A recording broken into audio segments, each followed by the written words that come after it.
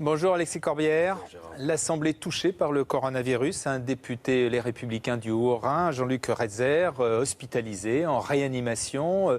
Un et peut-être deux autres personnels de l'Assemblée également infectés. Votre réaction, vous le connaissez? Vous le connaissiez? Je le connais de vue, c'est un collègue républicain, je ne le fréquente pas beaucoup, on n'est pas dans la même commission, mais d'abord des mots de fraternité, de solidarité, face à l'épreuve qu'il traverse, à sa famille, à ses proches. Je lis en plus dans la presse qu'il serait dans un état jugé sérieux par les médecins, en réanimation. Donc un homme de 68 ans. J'espère que tout va bien se passer, donc même si c'est symbolique, que ceux qui le connaissent bien lui adressent un message de solidarité. Je crois qu'on ressent tout ça, puis aussi les personnels de la buvette, du restaurant de l'Assemblée nationale. Donc il y a quelque chose qui manifestement, là, bon, le virus circule. C'est plutôt normal, je dirais, parce que les députés, par définition, sont des gens en contact avec la population. Franchement, les consignes de pas serrer des mains ou de moins... Faut les appliquer. C'est un peu contradictoire avec la nature même de ce qu'un député est. S'il ne parle plus à personne, il ne sert à rien, il est mandataire du peuple, et s'il n'est plus en contact avec le peuple, on comprendra que c'est un peu léger. Bon. Mais ceci dit, moi j'invite chacun, dans un premier temps, écoutons les médecins, les consignes, respectons-les, soyons disciplinés, ne cédons pas à l'affolement, ça ne sert à rien, prenons la mesure des choses, que ça reste encore quelque chose d'assez limité, mais c'est clair que cela va se développer. Vous savez qu'on est en phase 2, et je pense, ça me semble assez logique au vu de ce qui se dit que nous allons passer en phase 3, c'est-à-dire qu'effectivement, dans tous les départements, je crois que c'est quasiment le cas, il y aura des possibilités que le virus soit là. Mais je répète des choses telles que le disent les médecins. 80%, voire même 85% des gens qui ont le virus n'auront aucune manifestation particulière. Seulement 15% auront peut-être des effets type grippe. Et puis il y a 5% de ceux qui sont affectés qui sont plus en difficulté. Moi, la question que je pose à partir de là, tout en n'étant pas du tout dans une volonté, comment dirais-je, de polémiquer actuellement, mais est-ce que notre hôpital public, mis à mal actuellement, beaucoup de professions utilisées parce qu'ils considèrent qu'il y a eu quand même 12 millions de suppressions d'euros en moins depuis le début du gouvernement Macron, c'était déjà le cas avant, des lits en moins,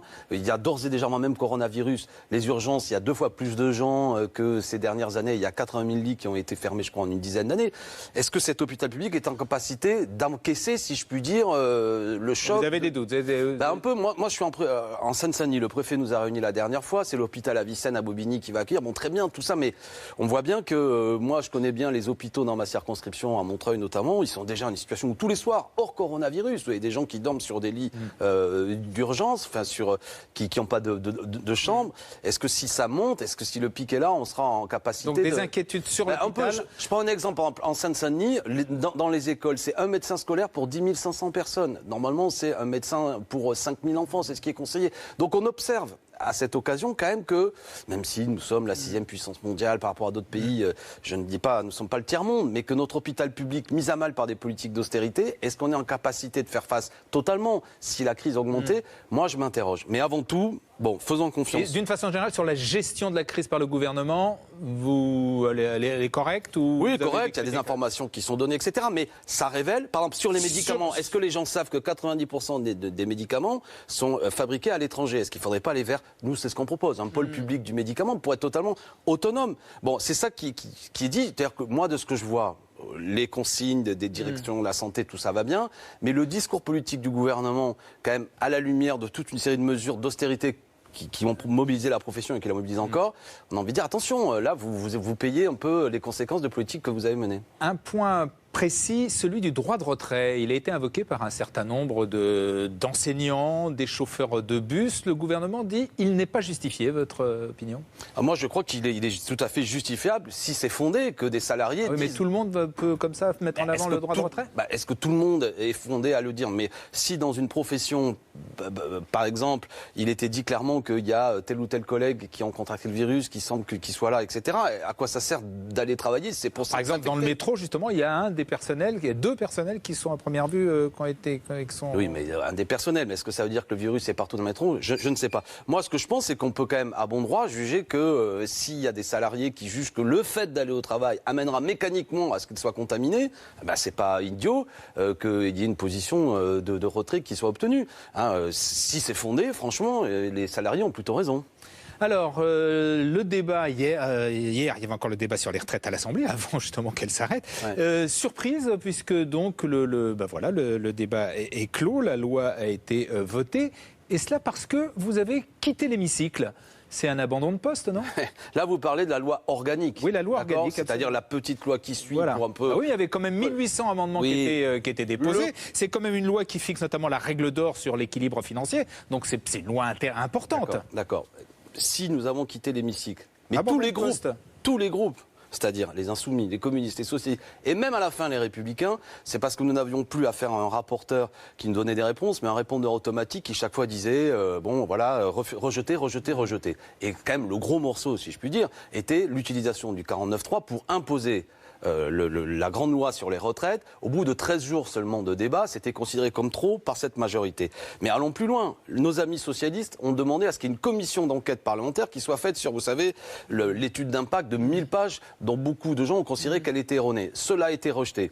Des organisations syndicales, dans leur majorité, ou du moins les deux principales, ou les deux importantes, on va dire, deux importantes, quittent la conférence de financement parce qu'elles considèrent que la discussion est totalement biaisée, etc., etc. On a un sentiment de toute manière, enfin c'est plus qu'un sentiment, c'est un fait, ce gouvernement avance, n'en a que fiche de ses oppositions, les méprise en plus, utilise ce qui est un outil autoritaire de la Ve République. Qui est dans la Constitution, qui a été utilisé 88 fois par d'autres gouvernements. Alors, on peut dire 2 mots là-dessus. Ce qu'il y a aussi dans la... Non mais c'est important. Parce que ce qu'il y a aussi dans la Constitution, ça peut être l'utilisation du référendum lorsque nous sommes face à un sujet important que n'utilise pas le gouvernement. Ce qui est aussi dans la Constitution d'abord et avant tout, c'est le respect du Parlement. Moi, l'article 49.3, je ne suis pas pour l'utiliser. D'ailleurs, moi, je suis contre la Ve République. Et s'il y a une vertu, on va dire... Non mais c'est important, je vais y revenir. Du moins, je vais m'arrêter là-dessus parce qu'il faut aller vite.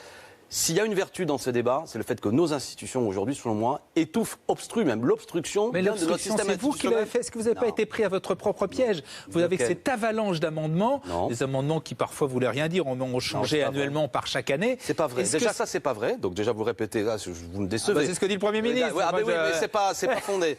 Et deuxièmement, jamais nos interventions, c'était quoi? C'était que nous voulions avoir le temps chaque fois de développer sur des sujets. Nous avons levé des lièvres. Nous avons établi le fait que le point, parce que désormais on change de système, on passe à la retraite à point, le point à l'heure actuelle, l'indice sur lequel il va être calculé n'est toujours pas établi par l'INSEE. C'est quand même important. On passe à une retraite à point. Il y a d'ailleurs un certain nombre d'amendements de l'opposition et des votes qui ont été repris dans les nôtres, ils ont refusé. Manifestants insoumis, ils ne peuvent pas supporter. Ils en ont repris d'autres. Mais je vais dire l'essentiel. Bon, de toute façon, c'est une mauvaise réforme. Les Français, est-ce qu'ils ont compris? Je crois que oui, parce que dans leur majorité, ils sont contre. Désormais, il y a plus de monde dans les manifestations. Oui, mais qu'importe. Parce que les gens, ils sont beaucoup mobilisés. Vous savez, quand vous perdez un mois et demi de salaire, il n'y a que les gens qui ne connaissent pas ce qu'est la réalité de la grève, qui croient qu'on part en grève un peu comme on va à une soirée mondaine. Ça marche pas comme ça. Mais effectivement, il y a peut-être une résistance sociale actuellement qui s'est un peu apaisée, mais il y a une colère dans le pays qui reste majoritaire. Je le répète, on va travailler jusqu'à 63, 64, 65 ans. Donc il y a une baisse des pensions mécaniques. Si pour maintenir le même système de pension tel que nous le dit le gouvernement, il faut travailler plus longtemps, tout le monde comprend qu'en fait, c'est un mauvais coup qui est porté et que c'est une baisse des pensions. Qui peut estimer que notre pays va aller mieux parce qu'on va travailler jusqu'à 65 ans? Alors que l'âge, on parlait tout à l'heure de santé publique. Et vous pensez encore pouvoir... 63,5 ans où la moitié des gens sont en bonne santé. Donc on va faire travailler des gens avec des corps usés. On a 300 000 personnes aujourd'hui qui n'arrivent pas à aller jusqu'à l'âge final de la retraite à 62 ans parce qu'ils sont au chômage. Si l'âge d'équilibre est repoussé, on va avoir encore plus de vieux pauvres, pardon de le dire comme ça, mais tel qu'on le voit dans certains pays où des gens de 75 ans, 80 ans font des petits jobs au supermarché, ils vous remplissent les choses. On n'en est quand même pas là en France. Pardon ? On n'en est encore quand même pas là en France. Et pourtant, c'est ce qui va avoir lieu. Parce que si l'âge d'équilibre de la retraite, c'est 65 ans, et que vous avez été licencié à 58 ans, que vous ne pouvez pas aller jusqu'à votre âge d'équilibre, que vous avez une pension de retraite de 700 ou 800 euros, comment vous allez faire ? Vous allez être obligé de compléter par toute une série de petites activités. Il y avait d'autres choses qui étaient possibles, mais le fond du débat dans cette affaire, c'est une question de répartition des richesses. Nous, on dit consacrons 2 points de PIB, le produit intérieur brut, à notre système de retraite, et on peut être à la retraite à 60 ans pour tous. C'est quand même un enjeu. Donc c'est ça le fond du débat, au-delà de l'aspect technique. C'est quelle part des richesses on consacre à notre système de retraite. Est-ce que ça part vers les actionnaires, vers le profit, ce qui est le cas, Il y a 10 points supplémentaires depuis au moins les années 80 sur la part de richesse produite, ou est-ce qu'on se dit c'est dans le progrès social, l'humain d'abord priorisé, le fait qu'on parte à la retraite pour avoir un 3e temps de la vie réelle, où on fait de l'associatif, de la politique, du sport, etc. Rapidement, deux dernières questions sur Uber. Donc la Cour de cassation qui estime qu'un chauffeur il doit être peut-être considéré comme un salarié lié par un contrat de travail. C'est tout le système Uber qui est remis en cause. Oui, moi je félicite la décision de la Cour de cassation. Le système Uber, on va dire l'ubérisation. Mais ça marchait en même temps. Non, ça marchait pas. Ça précarisait des gens. Et notamment les jeunes de banlieue, ça leur permettait arrêtez les jeunes de banlieue. Mais évidemment, quand vous n'avez rien, on vous propose. Si on vous propose un petit job surprécarisé, etc., on prend parce que c'est mieux que rien. Mais fondamentalement, c'est une évolution de la profession et même du rapport au travail qui est totalement détestable. Discutez avec un chauffeur de taxi un jour, ils vont vous dire comment tous ces taxis sont concurrencés par des pauvres bougres qui prennent la voiture après une journée de boulot. Bon, cette ubérisation, il ne le faut pas. Et c'est intéressant, la décision de la Cour de cassation, de dire qu'il y a un rapport de façon de subordination avec le salarié, parce que s'il refusait 3 fois la proposition qui lui était faite, Uber ne le faisait plus travailler. Et enfin, avec la géolocalisation, Uber savait à tout moment où était sa personne et pouvait le solliciter. Donc cette espèce de mythe comme quoi c'est quelqu'un de libre, il bosse quand il veut, etc., c'était du baratin. Et moi je trouve, à partir de là, ça donne des droits, ou du moins des devoirs à Uber vis-à-vis de ses salariés, plutôt que ce modèle ultra précaire. Parce que nous ne voulons pas. Allez, on termine avec les municipales. Vous semblez faire l'impasse, tout simplement. Vous êtes peu présent. Vous êtes en plus une stratégie qui est assez illisible. Des fois, vous êtes allié avec les Verts, d'autres fois avec les communistes. Ça vous intéresse pas, le municipal? Pas du tout. Non, mais déjà, nous sommes présents dans beaucoup de listes. Savez-vous que vous n'êtes pas présent. Ouais. Non, on est dans. Écoutez, je voyais l'autre jour, je vais prendre un autre exemple. On nous dit le Rassemblement national dont on parle beaucoup. Savez-vous que lui, par contre, il est quasiment absent. Oui, mais il va gagner sans doute plus de villes que vous. On verra déjà. Nous sommes présents dans beaucoup de villes. On a au moins 45 têtes de liste dans des villes de plus de 10 000 habitants en France. On est présent dans plusieurs centaines de villes. Il y a beaucoup d'endroits où, effectivement, soit c'est des listes citoyennes, parfois en regroupant avec des forces politiques, pour porter en général l'exigence qu'il y ait une pratique démocratique qui soit différente. Il y a beaucoup de villes où on promeut des chartes éthiques. C'est le cas notamment à Bagnolet, la ville où je suis, avec le droit de révoquer les élus pour les citoyens entre donc rendez-vous vous ne faites pas l'impasse, vous êtes non, on est très présent, mais effectivement on l'est sous différentes formes, jamais sous le label Pur Jus France Insoumise. On a participé à des regroupements, c'est ça qui me semblait plus important. Chaque fois avec pour consigne battre les listes du gouvernement. Là, ce qui serait intéressant de ces élections, c'est si par exemple les listes En Marche sont châtiées par les urnes, ce serait intéressant. Je pense au cas d'Édouard Philippe au Havre. S'il perd, c'est un coup porté contre sa réforme. Et il devra démissionner. De mon point de vue, vu qu'il a fait le choix d'aller au municipal, s'il est battu, qu'il en tire la leçon. Il doit démissionner. Merci Alexis Corbière. Bonne journée.